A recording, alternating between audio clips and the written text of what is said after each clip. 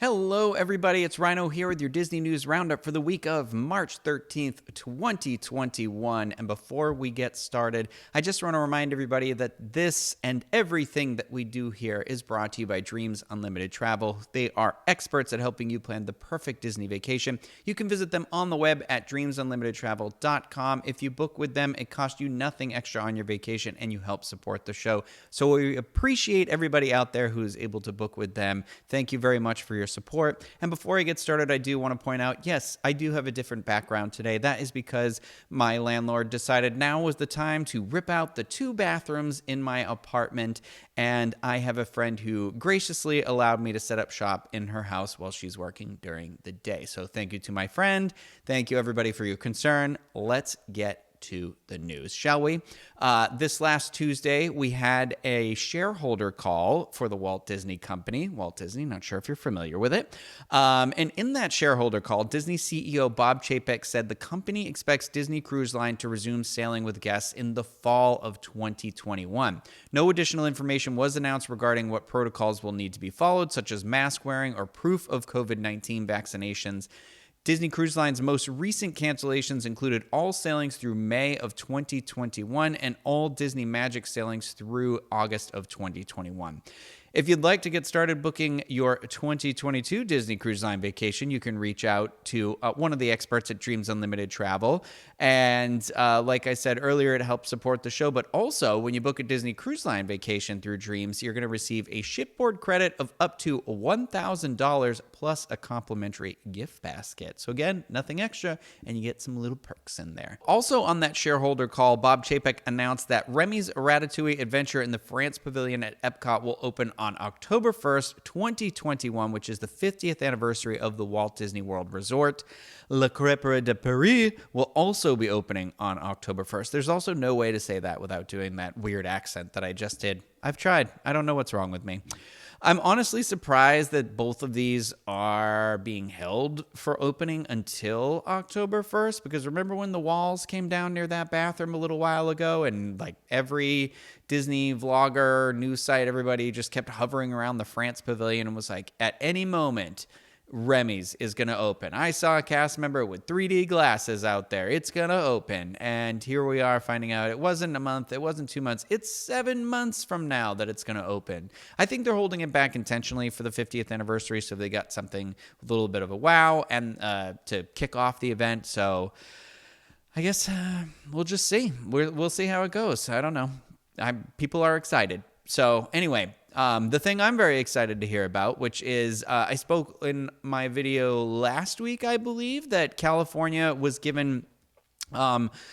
told that they're going to be allowed to start reopening theme parks, sporting events, and like outdoor events starting April 1st. Now, in the Sylvester call from Tuesday, Chapek announced that the plan is to reopen the company's California theme parks by late April. I think that's pretty exciting. I'm happy to hear that cast members will be able to get back to work pretty soon. What's important to know, though, is that Disneyland, I believe, when it first opens in April, is going to only be open to in-state residents. So if you're a resident of California, you can visit Disneyland, or Universal Studios, I believe, will probably not be far behind any of that out there. So that is exciting. I believe that the Touch of Disney event that is starting March 18th and goes through April 19th. So I'm just assuming those food and beverage cast members are just going to roll in and be ready to go. So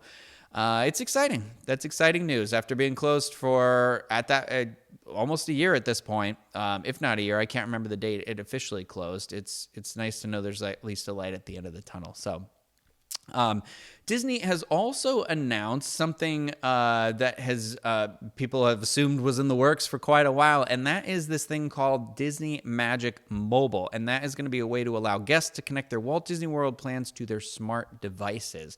So beginning later this year, guests visiting the Walt Disney World Resort will be able to create a Disney MagicMobile Pass through the My Disney Experience app and add it to their smart device's wallet. By doing so, guests will be able to scan their smart device and access the parks in the same way that they can with a Magic Band.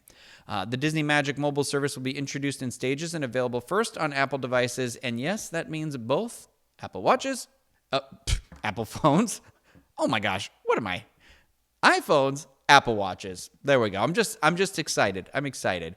So resort guests will still be able to access the digital room key feature via the My Disney Experience app as well. And that's it. Magic bands continue to fade into the background. I doubt they're ever going to go away because kids probably want to be able to have their tickets and whatnot. And, it's a fun experience. And also there's probably still some money to be made on that. So I think we have not seen the rest of them.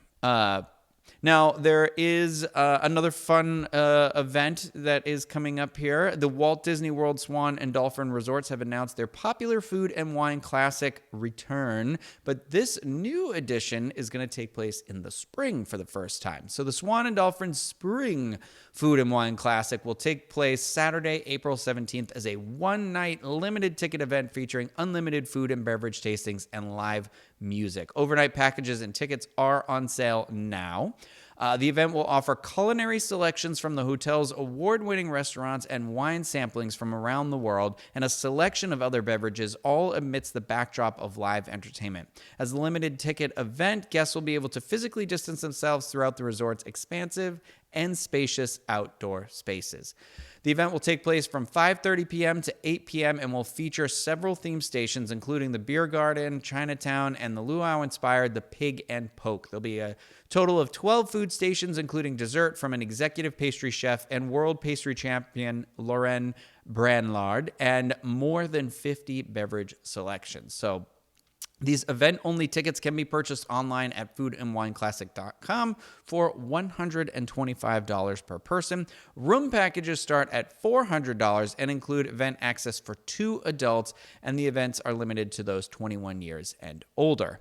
There are a whole bunch of health and safety protocols that are going to be implemented for this event that you can check out and read more about on wdwinfo.com if you'd like. The Fall Swan and Dolphin Food and Wine Classic is still currently scheduled to take place later this year on April 29th and the 30th. So something to look forward to right around Halloween weekend, right? And as always, you can reach out to Dreams Unlimited Travel for a no-obligation quote if any of this interests you or the next time that you're planning a Walt Disney World vacation. So, all right, one last story before I finish up. It's nothing major, but we have been able to confirm today that Magic Kingdom's Main Street Confectionery will be closing for refurbishment beginning Monday, March 29th. The location's refurbishment has been in the works for 6 years, and we'll see that location transform into a larger, more spacious shopping experience. The shop's baked goods and treats will supposedly be available during the refurbishment in both the Main Street Cinema, which is the Art of Disney location, and in the Emporium as well. So there you have it. That's all the Disney news I have for this week. Well, that's the highlights, really. So if you liked this video, go ahead and give it a thumbs up, please, and consider following the channel.